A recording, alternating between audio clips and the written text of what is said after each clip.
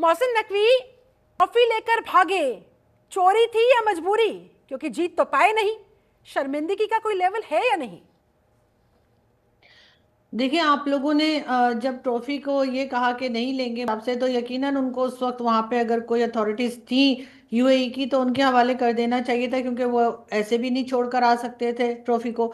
शायद उन्हें किसी ने गाइड नहीं किया कि क्या करना चाहिए, इसीलिए वो लेकर चले गए। क्योंकि अगर ट्रॉफी वहीं छोड़ देते, खराब हो जाती या कहीं और कोई और ले जाता, तब भी आप लोग यही कहते कि पाकिस्तान ने ऐसा कर दिया है। तो इसलिए शायद ले गए। लेकिन बहरहाल उधर जो अथॉरिटीज थी यूएई की, उनसे बात करके उनको ट्रॉफी दे देनी चाहिए थी। लेकिन यहाँ पर मैं ये जरूर कहूंगी कि अगर आपकी टीम ले लेती मोहसिन नकवी से ट्रॉफी, तो मेरे ख्याल है इसमें कोई बुरी बात नहीं थी। वैसे भी वो ट्रॉफी उन्हीं के हाथों मिलनी थी। जो टीम भी जीतती और आप लोग जीते थे, और आप लोगों को तो पूरे कॉन्फिडेंस के साथ आगे बढ़ना चाहिए था अपनी ट्रॉफी लेने।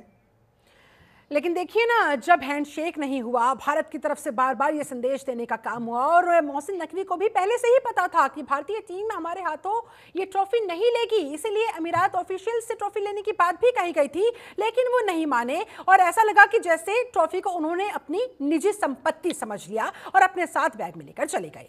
ऐसे में पाकिस्तान में ट्रॉफी की कमी है क्या? और अगर कमी है तो अपने खिलाड़ियों से कहिए ना कि परफॉर्म करें।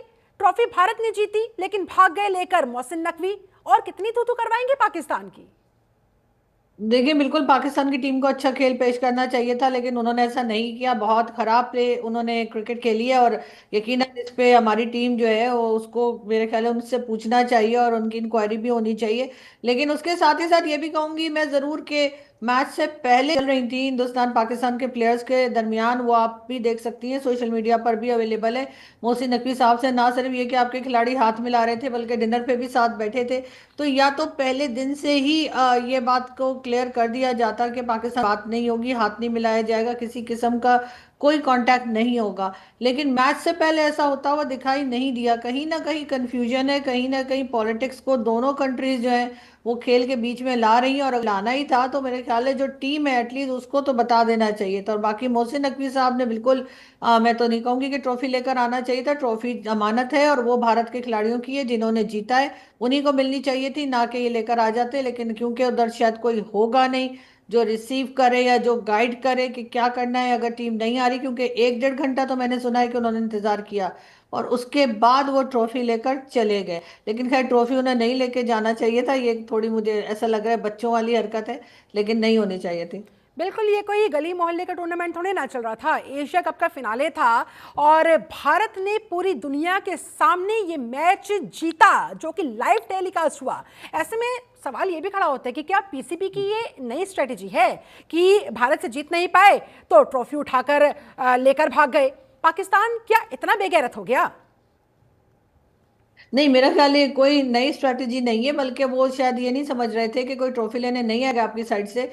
और जब नहीं आए तो फिर हमने सोचा कि चलें आपकी ट्रॉफी हम ही ले आते हैं, जब आप लोग लेने के लिए आ ही नहीं रहे। 1 डेढ़ घंटा उन्होंने इंतजार भी किया, मोहसिन नकवी साहब ने, कोई नहीं आया। किसी ने ना भारत की टीम से आके किसी ने बताया कि उस ट्रॉफी का करना क्या है। शायद इस वजह से वो लेकर आ गए, जो यकीनन एक नई कंट्रोवर्सी उन्होंने स्टार्ट कर दी है। वैसे तो हमारी टीम बहुत बुरी तरीके से तीनों मैचेस में आ रही है, उसके ऊपर भी इंक्वायरी होनी चाहिए। लेकिन इसके बारे में भी जरूर पूछा जाएगा कि आखिर वो ट्रॉफी को वो लेकर बाहर क्यों निकल गए और उन्होंने किसी के हवाले क्यों नहीं की। अब आप खुद कह रही है कि लेकर तो वो आ गए हैं, लेकिन अब ये भी बता दीजिए कि भारत की ट्रॉफी कब लौटाएंगे नकवी? या झूठ बोलकर ट्रॉफी अपनी बताने की प्लानिंग है? पाकिस्तानियों को झूठ ही तो हमेशा परोसा जाता है, कैसे फेस सेव करेंगे वरना अपने देश में? देखिए, ये तो आप जानती ही हैं कि ये मैच जो था वो लाइव टेलीकास्ट हुआ था और तमाम दुनिया ने देखा है। तो हम ये तो नहीं कह पाएंगे कि ये ट्रॉफी हमने जीती है। डेफिनेटली सबको पता है कि ये भारत की ट्रॉफी है। और अब ये तो गवर्नमेंट टू गवर्नमेंट कांटेक्ट होगा, या जो क्रिकेट बोर्ड्स हैं वो आपस में बात करेंगे और देखेंगे कि किस तरह से ये ट्रॉफी जो है वो आप तक पहुंचाई जाए। तो डेफिनेटली आप लोगों को मिल जाएगी, आप लोग परेशान ना हो, आपकी चीज़ है आप तक जरूर पहुंचेगा। गेम का सवाल है तो गेम तो सभी ने जो है वो लाइव टेलीकास्ट में देखा है और सबको पता है कि भारत की टीम ही जीती है। तो हम बिल्कुल ये दावा नहीं कर सकते कि ये हमारी ट्रॉफी है और हम जीत कर आए हैं। बिल्कुल, देखिए, परफॉर्मेंस के दम पर हमने ये मैच जीता है, ये ट्रॉफी तो हमें मिलकर रहेगी, आज नहीं तो कल जरूर हमारे पास वापस आएगी। लेकिन क्या मोहसिन नकवी को अपनी इस करतूत के बाद अपने पद पर बने रहना चाहिए? पाकिस्तान में इस स्टोरी पर आपकी खुद की आवाम लानत दे रही है नकवी को। देखिए बिल्कुल, इस पे तो कई लोग कह रहे हैं, हमारी अपनी पब्लिक जो है वो भी कह रही है कि मोहसिन नकवी साहब को जो है रिजाइन कर देना चाहिए। एक तो उनके अंडर टीम ने इतना बैड परफॉर्मेंस दी, और उसके बाद जिस तरह से जो कुछ बाकी चीजें ग्राउंड के ऊपर की गई पाकिस्तानी प्लेयर्स की तरफ से, वो भी नहीं होना चाहिए था। चाहे वो गन शूट की एक तरीके का उन्होंने एक्शन बनाया, या फिर उन्होंने जहाज गिराने की जो, या फाइटर जेट गिराने की जो एक्शन किया था, वो भी नहीं होना चाहिए था। तो उन दोनों प्लेयर्स के ऊपर जो है वो कार्रवाई होनी चाहिए, एक्शन होना चाहिए। और मोहसिन नकवी को तो कई लोग कह रहे हैं कि इन्हें फौरी तौर पे रिजाइन कर देना चाहिए, और ये जो हमारी पीसीबी की चेयरमैनशिप है वो किसी और के हवाले करें, जो सही से टीम को चला सके और टीम को कम से कम जिता तो सके। अगर 3 मैचेस खेल रहे हैं तो एक मैच तो जीत कर आए। तो ये चीज के लिए तो लोग काफी बात कर रहे हैं। चलिए खेल के मैदान के बाद अब बात करेंगे पीओके की। पीओके तैयार बैठा है भारत में आने के लिए। पाकिस्तान में नींद तो नहीं उड़ गई शहबाज और मुनीर की? क्या पीओके में तख्ता पलट होने वाला है? देखिए 29 के लिए बहुत दिन से जो है वो पीओके में लोगों ने कह के रखा था कि वो प्रोटेस्ट करेंगे, और अपने राइट्स के लिए वो बार बार बाहर निकल रहे हैं। और यकीनन ये इस वक्त गवर्नमेंट के लिए और इसके साथ ही साथ मिलिट्री एस्टेब्लिशमेंट के लिए भी एक बहुत बड़ा चैलेंज बन चुका है। और ना सिर्फ पीओके बल्कि बलूचिस्तान और केपीके में भी इस वक्त काफी जगह पर प्रोटेस्ट चल रहे हैं, और ये इनके लिए एक बहुत बड़ा चैलेंज है जिससे इनको निकलना होगा। और उसके लिए रास्ता तो यही है कि उन लोगों की जो डिमांड्स हैं उनको सुना जाए और उनको पूरा किया जाए। लेकिन गवर्नमेंट इस वक्त इस मूड में लग नहीं रही है। तो वहां पर इन्होंने, जिस तरह से हमने सुना है, वहां पे पुलिस भी है, वहां रेंजर्स भी हैं, और उनको जबरदस्ती रोकने की कोशिश की जा रही है। तो फिलहाल तो जो सिचुएशन है वो गवर्नमेंट के कंट्रोल में दिखाई नहीं दे रही। बिल्कुल जाहिर तौर पर एक तरफ पीओके, दूसरी तरफ बलूचिस्तान। आखिरकार पाकिस्तानी सेना, पाकिस्तानी सरकार क्या चौतरफा घिरती हुई दिखाई दे रही है? हाथ पैर फूलने लगे हैं वहां पर। क्या भाई, किसे संभाले और कैसे संभाले? देखिए संभालना तो इनको पड़ेगा ही, इसलिए कि कोई दूसरा रास्ता नहीं है इनके पास। इनके पास सिर्फ यही है कि ऑपरेशंस के जरिए अगर कंट्रोल करने की कोशिश करेंगे तो नहीं होगा। अगर डायलॉग करेंगे, उन लोगों की जो डिमांड्स हैं उन डिमांड्स को पूरा किया जाएगा, उनके राइट्स उनको दिए जाएंगे, तो डेफिनेटली कहीं ना कहीं जाकर ये प्रॉब्लम जो है वो कंट्रोल की जा सकती है।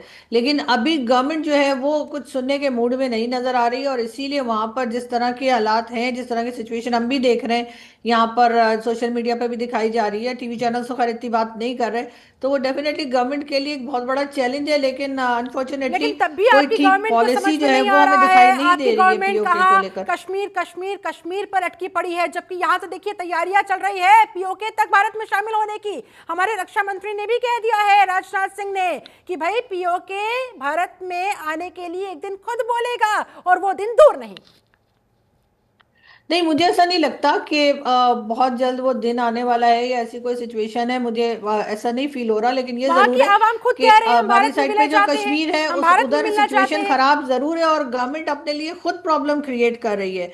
और दूसरी तरफ अगर हम भारत में देखें तो भारत के कश्मीर में आप लोगों ने काफी डेवलपमेंट पे काम किया है। वहाँ के कश्मीर को देखे डेफिनेटली यहाँ के लोग जो कश्मीर में रहते हैं वो डिमांड कर रहे हैं कि दी जब वहां पर इतना कुछ हो रहा है, इतना पैसा लग रहा है भारत साइड पे, तो यहाँ पर क्यों नहीं है। और इस तरफ गवर्नमेंट को देखना होगा, इनको अपना बजट बढ़ाना होगा, और जो डिमांड्स हैं कश्मीर के लोगों की वो भी पूरी करनी चाहिए। जब तक कश्मीर का कोई सही सॉल्यूशन नहीं निकलता और दोनों कंट्रीज के बीच में एक टेंशन बनी हुई है, ऐसे में अगर कश्मीर के लोगों को नाराज कर देंगे तो पाकिस्तान अब नई प्रॉब्लम्स क्रिएट कर रहा है। कश्मीर के लोगों को नाराज करने के साथ साथ क्या चाइना को भी नाराज कर रहा है पाकिस्तान? क्योंकि बात देखिए, एक तरफ है भारत चीन की दोस्ती, क्या इसीलिए मुनीर और शहबाज ट्रंप के पिट्ठू बन गए हैं? नहीं देखें, ट्रम्प के साथ तो जाहिर है कि पाकिस्तान ने जाना ही था, क्योंकि हमें अक्सर आईएमएफ और वर्ल्ड बैंक की भी ज़रूरत पड़ती रहती है। तो ऐसे में कभी भी पाकिस्तान ने हाथ नहीं छोड़ा है, ना तो अमेरिका का, ना ही सऊदी अरेबिया का, और ना ही चाइना का। अब ये और बात है कि कभी कहीं ज़्यादा दिखाई देते हैं और कभी किसी के साथ ज़्यादा दिखाई देते हैं। तो आजकल हम चाइना के बजाय अमेरिकन कैंप में ज़्यादा दिखाई दे रहे हैं। और उसकी एक रीज़न शायद ये भी है कि ट्रम्प भी ऐसा ही चाहते हैं। ट्रम्प भी चाहते हैं कि थोड़ा भारत को भी प्रेशर में लाया जाए और भारत को दिखाया जाए कि जी हम तो अमेरिका, ये कहने के काबिल हो जाए कि जी हम तो भारत के बजाय पाकिस्तान के ज्यादा नजदीकियां बढ़ा रहे हैं। तो थोड़ी टेंशन आप लोगों को देने के लिए भी शायद ट्रम्प की तरफ से या अमेरिकन गवर्नमेंट की तरफ से ये सब कुछ खेला जा रहा है। भारत तो निश्चिंत है देखिए, लेकिन पाकिस्तान की अमेरिका से ये नजदीकी, कहीं चीन से दूरी पाकिस्तान को उल्टा भारी ना पड़ जाए।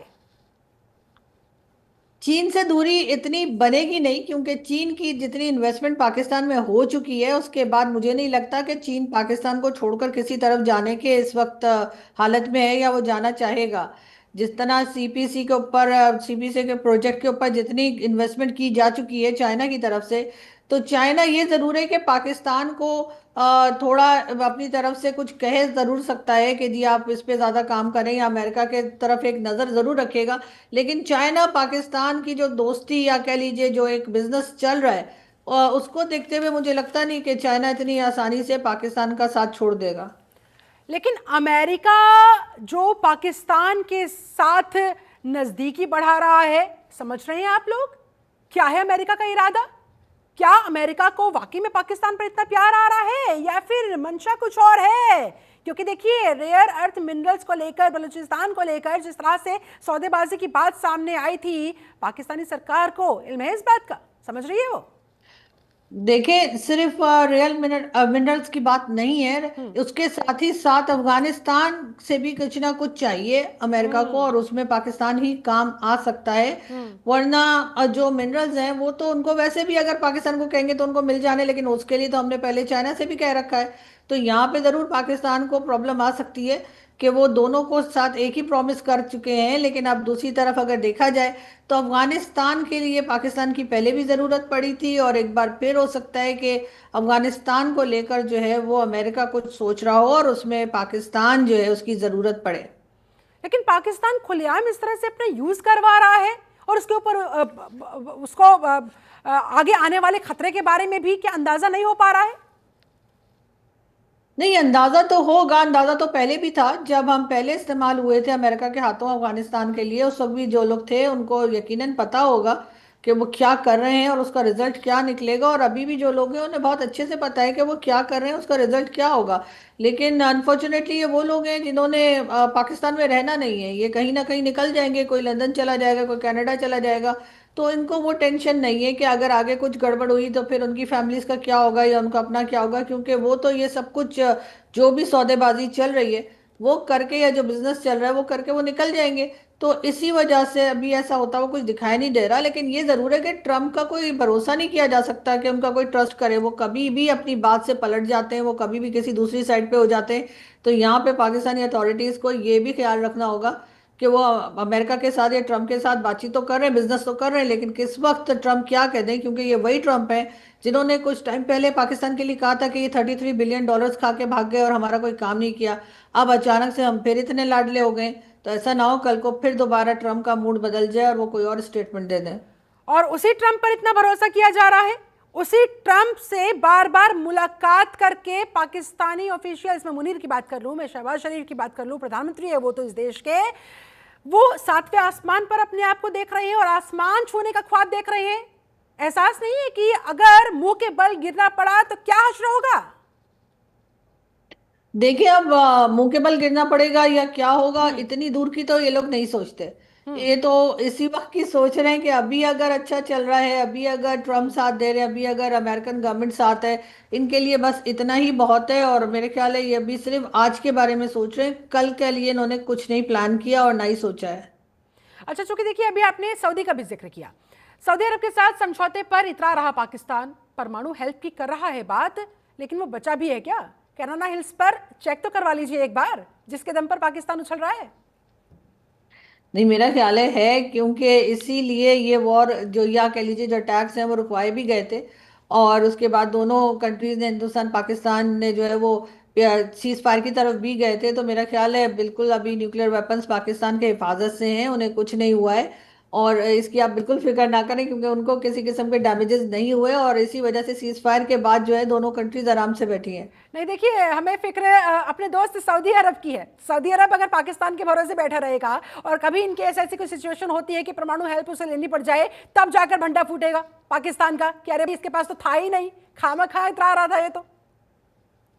नहीं नहीं, है तो सही, अगर ना होता तो यकीनन अभी तक किसी ना किसी को पता लग गया होता। तो डेफिनेटली पाकिस्तान के पास न्यूक्लियर वेपन्स हैं, और बल्कि दो चार वेपन्स शायद भारत से ज़्यादा ही बना बैठे हैं। लेकिन बात सारी फिर वही आ जाती है कि सऊदी अरेबिया के साथ तो ये डिफेंस का कॉन्ट्रैक्ट पहले भी चल रहा था। जनरल राहिल शरीफ भी काफी सालों से सऊदी अरेबिया में है और वो उनके डिफेंस डील को ही देख रहे हैं। तो अब ये जो नया एग्रीमेंट किया है वो तो इन्होंने इसराइल को लेकर किया है, क्योंकि नेतन्याहू ने कह दिया था कि जहां कहीं भी हमास के लोग होंगे तो वो अटैक करेंगे। तो उस चीज को लेकर मेरा ख्याल है कि यहाँ से पाकिस्तान से उन्होंने बात की है, और बाकी जो गल्फ कंट्रीज हैं उनका भी कहा जा रहा है। लेकिन ऐसा कुछ लगता नहीं है कि सऊदीया पे कोई अटैक होने वाला है। लेकिन बहरहाल ये एग्रीमेंट तो हुआ है, और डेफिनेटली पाकिस्तान के जो न्यूक्लियर वेपन्स हैं वो तो अभी फिलहाल अभी तक तो हिफाजत से ही है। चलिए, आप कह रही हैं कि ऑपरेशन सिंदूर में भारत के अटैक में कैराना हिल्स के जो न्यूक्लियर साइट्स है आप लोगों की, वो फिलहाल सेफ है, लेकिन जो बेस पर बड़े बड़े गड्ढे बन गए थे वो गड्ढे भरे कि नहीं भरे, ये काम अभी भी जारी है? वो तो मैंने नहीं देखा, लेकिन मेरा ख्याल है कि शायद भर गए होंगे, क्योंकि इतना टाइम तो नहीं लगना चाहिए। अब तो काफी मंथ्स हो गए हैं, तो वो अभी तक तो इनको चाहिए कि रिपेयर कर दें। और उसके अलावा भी कई जगहें थी, आप लोगों ने कोई एक दो जगह पे अटैक नहीं किया था। ऑलमोस्ट 9 से 11 जगह हमें बताई जा रही थी। तो मेरे ख्याल है वहां पे अब काम शुरू हुआ है, और कई जगहें जो है वो ठीक कर भी ली गई हैं। ठीक है, लेकिन देखिए, अगर आइंदा से पाकिस्तान ने ऐसी कोई जरूरत की या फिर आतंकी गतिविधियों को भारत में फैलाने की कोशिश की, तो फिर कह दीजिएगा अपने ऑफिशियल्स को, अपनी सरकार को, अपनी आर्मी को, कि वो फिर से इस तरह के अटैक्स के लिए तैयार रहे। ऐसे में देखिए, एक बार फिर से मैं बलूचिस्तान का जिक्र करना चाहूंगी। मैम, शहबाज शरीफ के यूएनजीए भाषण पर भड़के बलूच नेता मीर यार बोले मुनीर पहलगाम हमले का है जिम्मेदार, पाकिस्तान को संयुक्त राष्ट्र से बाहर निकालने की कर रहे हैं वकालत। आपको क्या लगता है? देखिए, कौन जिम्मेदार है कौन नहीं, ये तो हिंदुस्तान पाकिस्तान आपस में मिलकर ही सोचें और फैसला करें कि क्या करना है क्या नहीं करना है। लेकिन ये जरूर है कि बलूचिस्तान की सिचुएशन इस वक्त काफी खराब है, और वहां पर जिस तरह के अटैक्स चल रहे हैं वो कंट्रोल में नहीं आ रहे। आज भी एक सुसाइड बॉम्बर जो है उसने अटैक किया था, और उसमें कई लोगों की जानें गई हैं, और तकरीबन 19 से 21 के करीब लोग जो हैं वो इंजर्ड भी हुए हैं। और वहाँ के तमाम हॉस्पिटल्स में जो है इमरजेंसी लगा दी गई है बलूचिस्तान कोयटा में।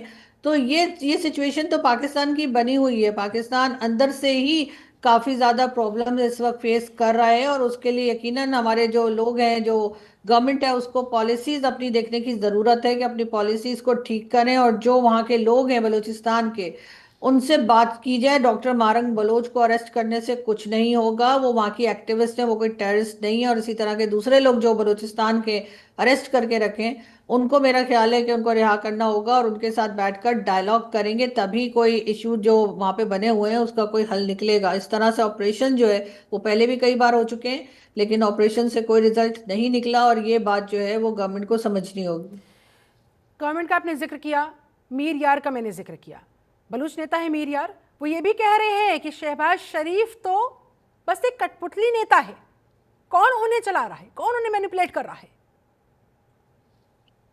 देखिए, पाकिस्तान में हमेशा से, चाहे वो अमेरिका ही हो, उसने मिलिट्री स्टैब्लिशमेंट को ही सपोर्ट किया है, और हमेशा से वही एक तरह से पावर में रहे हैं। चाहे जुल्फिकार अली भुट्टो हो, चाहे इमरान खान, या कह लीजिए नवाज शरीफ, शहबाज शरीफ, तो इस वक्त भी लग यही रहा है कि मिलिट्री स्टैब्लिशमेंट ही जो है वो काफी स्ट्रांग है, और वही सब कुछ चला रही है, पूरे पाकिस्तान को ही अपनी मर्जी चला रही है।